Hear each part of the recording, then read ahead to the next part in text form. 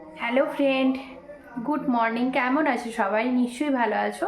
দেখতে থাকো, আজকে একটা নতুন ভিডিও নিয়ে তোমাদের কাছে চলে আসছি। আমি মৌলি অধিকারী, আর সঙ্গে তোমাদেরকে আজকে এখন কি করব না করব একটু একটু করে তোমাদেরকে দিতে থাকবো কিছুক্ষণের জন্য। দেখতে থাকো। আজকে বৃহস্পতিবার কি রান্না করব খুঁজেই পাচ্ছি না রাত্রিবেলাতে। তাই আর বৃহস্পতিবার রাত্রিবেলা আমরা ভাত খাই না, আর রুটি খাই খুব একটা বেশি, কিন্তু রুটিটা না সহ্য হচ্ছে না কদিন ধরে। তাই জন্য আজকে ভাবছি মুড়ি খাবো। এবার মুড়িটা কী দিয়ে খাবো? তাই আমাদের বাঙালির বাড়িতে যা যা আছে সেটা দিয়েই বানিয়ে ফেলবো, কিছু একটা বানিয়ে ফেলবো। সেটা তোমাদের সঙ্গে শেয়ার করি কি করছি। দেখতে থাকো, সঙ্গে থাকো।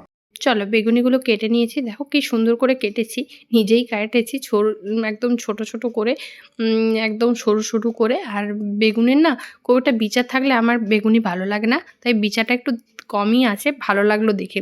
আর তারপরে দেখো ধুয়ে রেখে দিয়েছি। তারপর কিন্তু নুন হলুদটা মাখিয়ে দিচ্ছি। নুন হলুদটা মাখিয়ে হলুদটা একটু কমই দিয়েছি, নুনটা একটু বেশি দিয়েছি, মানে নুনটা পরিমাণ মতো দিয়েছি, হলুদটা পরিমাণের থেকেও কম দিয়েছি। খুব একটা ভাজাভুজিতে আমার হলুদ দেওয়াটা ভালো লাগে না, তাই জন্য। তারপরে দেখো একটা ডো তৈরি করে নিচ্ছি। 2 চামচ কর্নফ্লাওয়ার, তারপরে একটুখানি চাল গুঁড়ি, তারপরে হচ্ছে দিয়ে দিয়েছি বেসন, তারপর লঙ্কা গুঁড়ি, তারপরে হচ্ছে মানে কালো জিরা যেটা দিই, আর হচ্ছে আমাদের ওটা কি বলে, যেটা খাবার সোডা, যেটা দিয়ে ভাজবো, মুচমুচে হবে। দেওয়ার পরে ভালো করে মাখিয়ে নিচ্ছি, সুন্দর করে দেখো মাখিয়ে নিচ্ছি। মাখিয়ে নিতে নিতে ভালো করে যত এইরকমভাবে মানে হাত দিয়ে মানে ফেটানো হবে, তত ভালো ফুলবে বা মুচমুচে হবে, সুন্দর হবে বেগুনিটা খেতে। চলো, এবারে একটা একটা দিচ্ছি, একটা একটা করে ভেজে নিচ্ছি। একটু দেখো সরু সরু করে আর কম দিয়ে ভাজলে সুন্দর ভাজাও হয়, সুন্দরভাবে মচমচেও হয়। দেখো আমি অনেকগুলো মানে 2-4 টা করে দিয়ে দেবো। দিয়ে দেওয়ার পরে আস্তে আস্তে করে ভেজে তুলে নেব। তুলে নেওয়ার পরেই রেডি আমার বেগুনি। আর বেগুনিটা সত্যি কথা বলতে এই মুড়ি দিয়ে নিরামিষের দিনে ভালোই লাগে খেতে। তোমাদের কার কার বেগুনি খেতে ভালো লাগে? আমার কিন্তু আগে বেগুনি খেতে একদমই ভালো লাগতো না। এখন মোটামুটি বেগুনি খেতে আমার ভালোই লাগে। দেখো, এবারে লাল লাল করে মুচমুচে করে ভেজে নিয়েছি, দেখতেই খুব সুন্দর লাগছে। তারপরে দেখো, আগে না আমি কিছুই করতে পারতাম না। শ্বশুরবাড়ি থেকে শ্বশুরবাড়ি এসে সমস্ত কিছু শিখে নিয়েছি। তারপরে চলো আস্তে আস্তে বেগুনিগুলো তুলে নিচ্ছি, তোমাদের সঙ্গেও শেয়ার করে নিচ্ছি।